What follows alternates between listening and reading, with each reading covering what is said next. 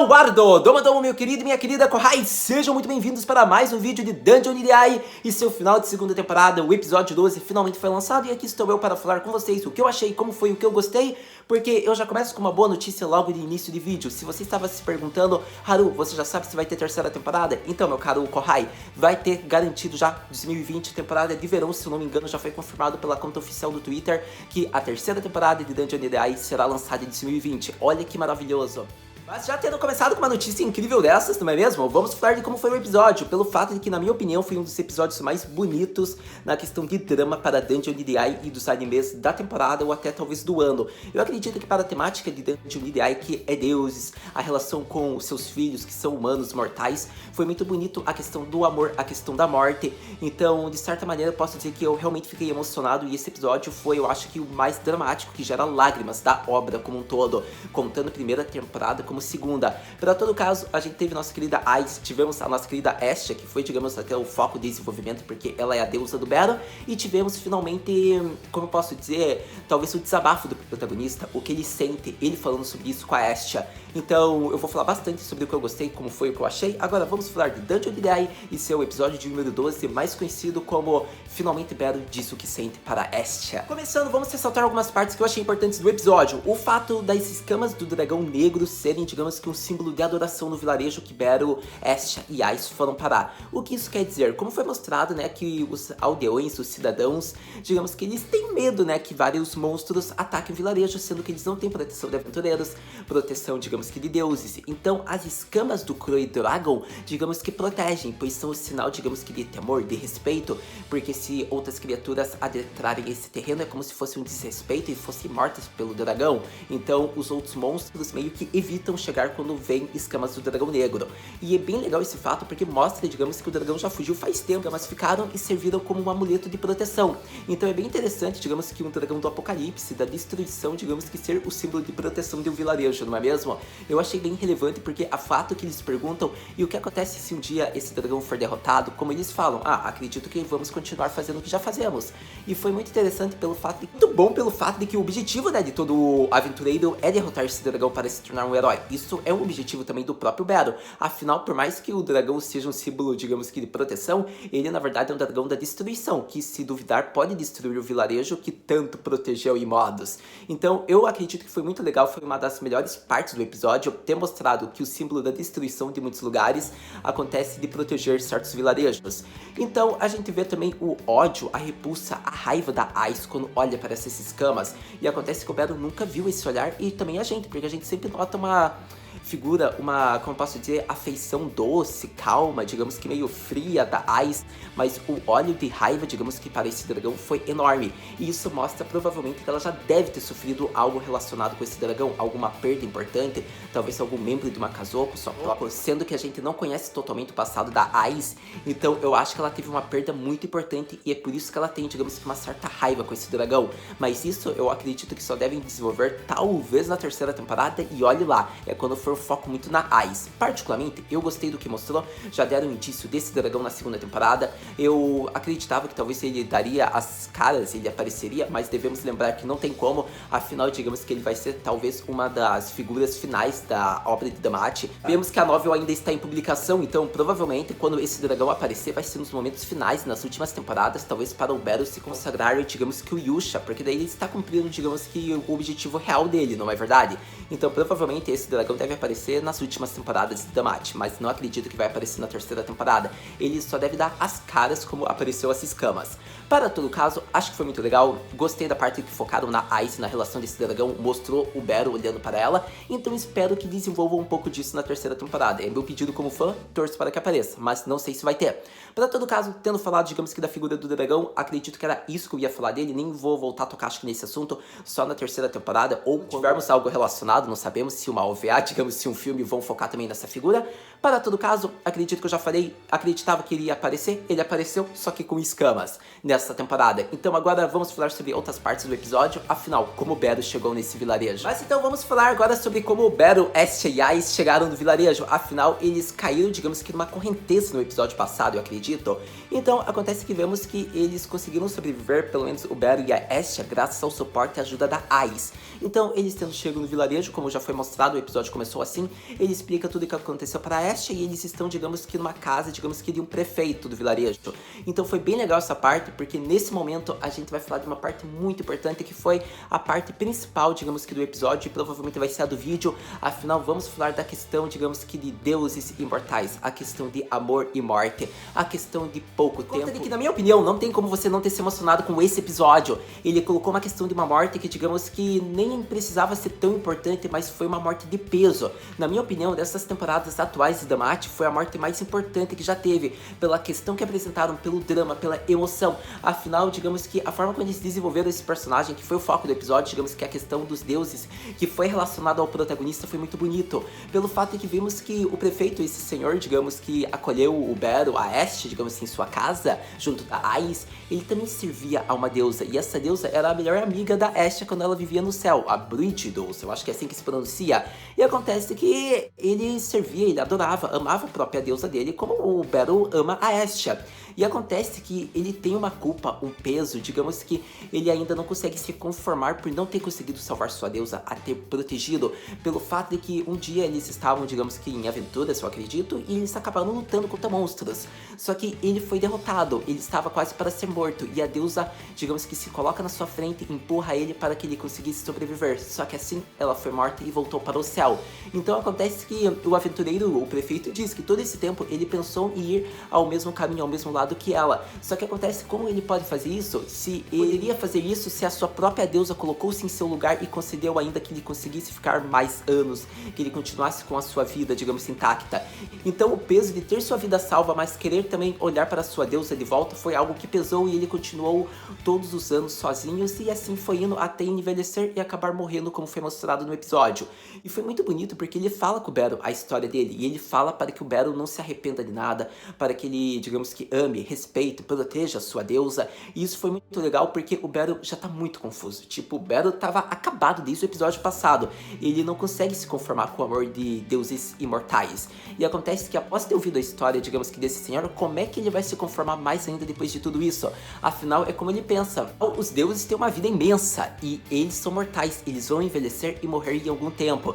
Então, a questão ali foi muito bonita que foi apresentada no episódio. Eu realmente gostei. O drama que colocaram em um personagem que foi, digamos que, não figurante, porque ele teve um foco nesse episódio, mas em um personagem secundário que nem era importante, mas eles conseguiram se tornar um personagem fundamental para o final dessa temporada. Foi muito bom. Claro que eu vou ressaltar a cena, digamos que da despedida desse senhor, digamos que do mundo inferior. Afinal, não tem como não ressaltar isso, pelo fato de que foi muito bonito. A gente viu que estava no meio do Matsuri que estava ocorrendo, eu devo falar sobre isso talvez depois, mas vemos daí que a filha adotiva do prefeito vai e chama lá o Beru, todos os responsáveis, digamos que as figuras principais provavelmente daí no vilarejo, e eles acabam estando na casa do prefeito, que já está debilitado, já está adoentado, já está quase caminhando para a morte, e acontece que ele tá lá e ele pediu, na verdade, acredito que o auxílio da Estia, por conta que eles foram a pedido do prefeito, como a Estia falou, você fez muito por mim, não tem problema, quando você precisar eu estarei aqui. Então eles começam a falar sobre a deusa a quem ele servia, e a Estia fala que elas eram melhores amigas, que provavelmente ela enganou o Karamo, que é o nome do prefeito, por conta de que ela era bem chata, ela gritava, brigava com a Estia, ela só parecia ser boazinha, daí digamos que ele concorda, e foi muito bonito, porque essa parte já tava pegando um drama dramático. A gente viu que ele já tava com medo da morte, digamos que ele estava com medo de não conseguir encontrar sua deusa. Ele pergunta se ele vai conseguir encontrar, a Estia diz que ela é bem determinada, ela irá atrás dele, então na hora que ele estica a mão dele, e a Estia só tira, digamos que aquelas presilhas, aquelas, não sei como é o nome, mas é o prendedor de cabelo, ela só mostra o cabelo dela todo longo, como de kami, e segura na mão dele, simbolizando, digamos, como se fosse a própria deusa a quem o prefeito servia. E acontece que ele olha na Estia o rosto, digamos que da sua deusa, e ele começa a falar como se estivesse falando com ela, e a Estia fala muito obrigado por sempre ter me amado, e ele fala que sempre amará ela, e assim ele acaba morrendo, e de uma forma super mega emocionante, gera lágrimas, porque porque só de estar lembrando dessa cena eu já tô quase me emocionando. Então, sério, foi muito bonito pelo fato que a Astia serviu como um papel realmente de deusa. Ela, digamos que, assumiu o papel da amiga dela que está no céu. E é isso, ela meio que fez com que ele se sentisse confortável em seu último momento. Eu acho que foi muito importante ter visto isso. As lágrimas do Baron eram as minhas lágrimas assistindo esse episódio, e garanto que é de muito de vocês também. Para todo caso, eu acho que foi muito importante, como eu já disse, isso serviu muito para o crescimento do Baron, e acredito que é sobre isso que vamos falar agora, por conta de que foi mostrado, né, o que vai acontecer quando você morre no mundo inferior, e o que acontece agora na relação que o Baron sente por Astia. Então foi explicado o que acontece, digamos que quando os mortais são levados para o céu, e foi muito interessante essa parte, porque Damati finalmente apresenta algo que a gente não sabia. A gente só sabia até então sobre os deuses, que eles voltam para o céu, eles não voltam para o mundo inferior. E acontece que para os mortais, digamos que eles têm suas memórias apagadas ou algo relacionado, e acontece que eles renascem, digamos que no mundo inferior novamente. Então foi algo meio triste, porque eles se esquecem de todos os acontecimentos, pelo que apresenta, digamos que para todos os mortais. Só se Damati, digamos, mudar isso com o tempo, não é mesmo? Mas vemos daí então que o Baron não se conforma, por conta de que é como se os deuses tivessem, digamos, tido todo o contato, um amor com os mortais, e só eles se lembrassem disso, e depois quando a pessoa parte, essa dor não vai mais ficar com eles, porque eles renascem. Só que com os deuses vai ficar por toda a vida, por toda a memória, a verdade, por conta de que a vida deles é eterna. Então a Ashe tenta fazer com que o Baron não pense nisso, só que não tem como. O Baron é muito gentil, ele pensa, digamos que no bem-estar de todos e dos próprios deuses, então ele não consegue ainda se conformar com isso. Mas vamos falar da fala da Ashe, porque essa fala acabou com o meu emocional, sem dúvida, sério. Esse episódio, já falei, já ressalto, foi o episódio dramático, foi o episódio de lágrimas, por conta que, sério, não tem como. Eu acredito que também ajuda muito o seiyuu nessa hora. Eu acho que o seiyuu, principalmente os japoneses, eles conseguem colocar, digamos que, a emoção para os personagens, e essa emoção acaba com a gente. Então, na minha opinião, os seiyus de Danjo Nidai estão de parabéns, sem dúvidas. Foi um dos episódios que mais era necessário ser mostrada a emoção, e eles conseguiram fazer isso de uma maneira magnífica. Então, para todo caso, essa segunda temporada, como um todo de Damati, eu acho que é uma temporada mais amadurecida para os personagens, em questões, são questões mais sérias. Então eu acho que tá sendo muito incrível, tô muito ansioso pra terceira. Pra todo caso, então, a fala da Astia foi, digamos que, muito bonita. Ela fala, mesmo que o tempo não seja um aliado, ela sempre estará ao lado do Baron. Mesmo que ele vire um velhinho, ela nunca vai deixar que ele vá. Mesmo que ele morra, ela vai ir até a morte e irá achá-lo. Se ele renascer, ela irá atrás, digamos que, da reencarnação dele e fará o convite para que ele entre para a família dela. Então, sério, a forma como a Astia falou foi tão bonita que o próprio Baron finalmente é honesto e reconhece, digamos que, o medo do amor deles, por conta que ele tem, digamos que, essa aflição, esse desespero, essa insegurança, esse medo de que vá machucar, digamos que, os deuses, digamos, a relação que tem com os seus próprios filhos. Então, acontece que vê isso, o Baron falando que ele está com a Kami-sama, que ele sempre quer, digamos, Ishoni e Tai, foi muito bonito, foi em lágrimas, e a cena dela, digamos que, o consolando, foi, sem dúvidas, magnífica. Eu acho que era a melhor forma, digamos que, de desenvolver a relação do Baron e da Astia, digamos que da relação de Kami-sama, digamos, com o seu filho, que eles sempre estarão juntos. Então, particularmente, eu gostei de ver, porque eu acho que isso vai servir para que agora o Baron tenha um desenvolvimento, ele amadureça e ele cresça mais do que ele já é. Então, eu acho incrível como o Damati amadurece o protagonista rapidamente. Mas, para todo caso, a gente viu que foi a cena mais bonita, na minha opinião, do episódio, e vemos daí que a Ais já vai se aproximando, afinal, por mais que ela não tenha sido foco, ela sempre estava tendo um momento importante do episódio. Então acontece que eles fazem as orações dele, e então eles voltam daí para o horário.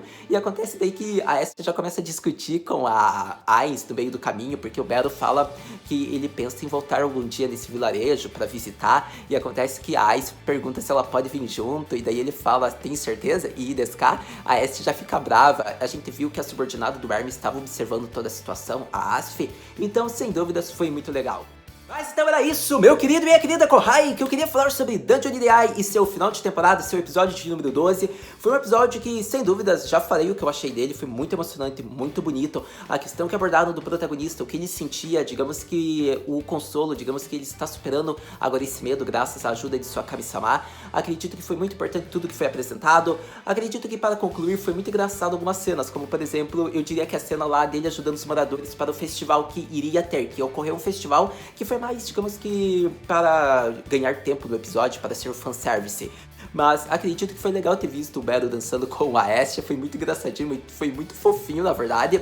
E acontece daí também que vemos outra coisa importante, porque como eu estava falando, ele está ajudando um dos moradores do vilarejo. E acontece que daí que o morador pergunta, porque esse horário tem todas as mulheres tão belas como a Ice é. E acontece que o Bero já fica pensando, caraca, como é que eu digo que não é assim? Então ele só fala, é quase isso aí. E foi muito engraçado, porque a gente viu nessa temporada que não é todas as mulheres que são como a Ice, não é mesmo?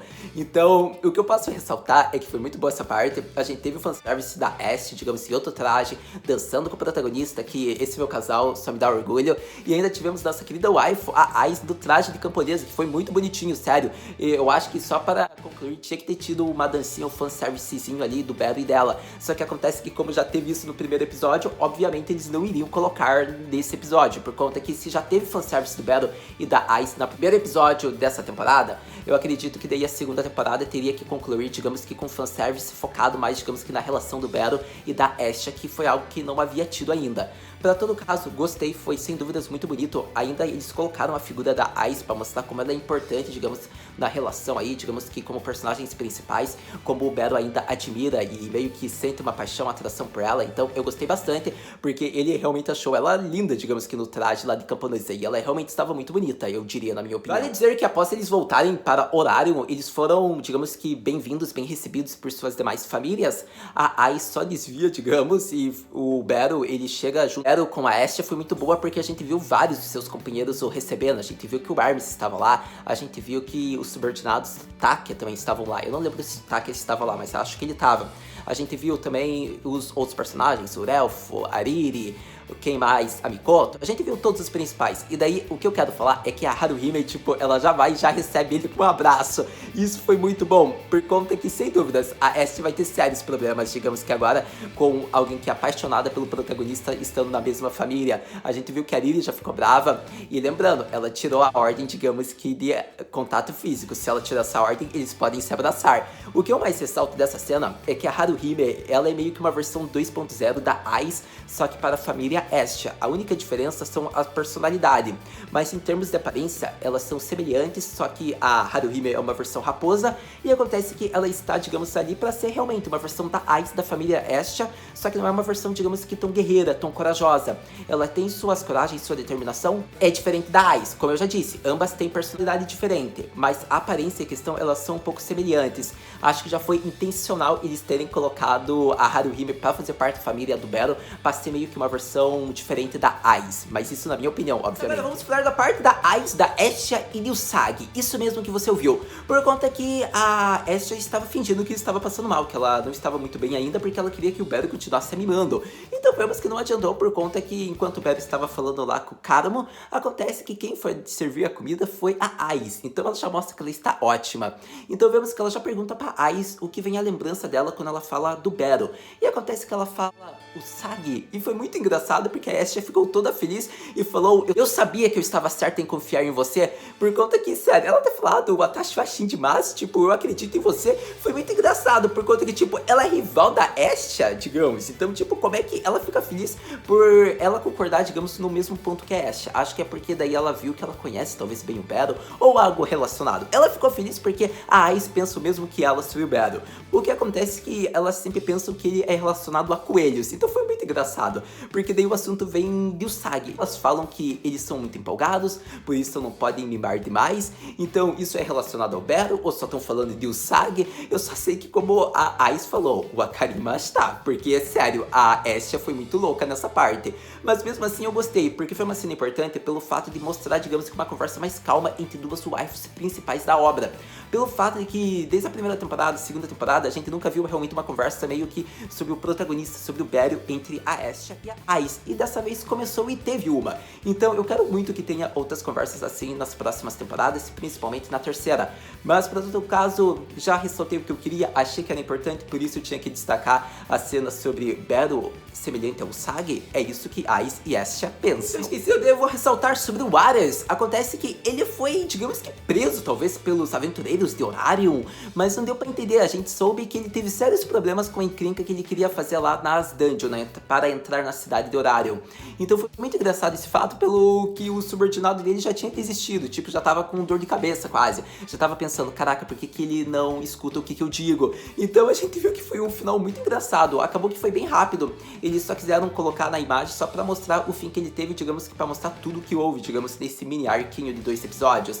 Pra todo caso, a gente sabe que o foco principal foi, na verdade, desenvolver a questão dos deuses, na verdade. Mas digamos que foi um bom indício ter colocado Ares pra acontecer tudo isso, para causar, digamos que, a ida do Bero, da Ice e da Asha, digamos que para o vilarejo. Eu particularmente gostei muito de como eles administraram esses 2 episódios, meio que de transição para dar um final para a segunda temporada. Mas agora é esperar a terceira, não é mesmo? Mas se sua pergunta é, Haru Senpai, o que podemos esperar para a próxima temporada de Dungeon Nirai? Então, para a próxima temporada de Damacy, meu querido e minha querida Kohai, provavelmente veremos a entrada de uma nova personagem. Não saberemos se ela fará parte, digamos que, da família Asha, mas vai ter alguma ligação provavelmente com o protagonista. Não é à toa que ela já apareceu na Dungeon e já parece que ela não se recorda onde ela está ou com sua memória. Ela parece ser, digamos que, outro tipo de criatura. Não diria que é a raça semelhante à raposa da Haruhime, mas deve ser um outro tipo de criatura que é meio demi-humana, que é tipo metade humana e metade talvez criatura, animal.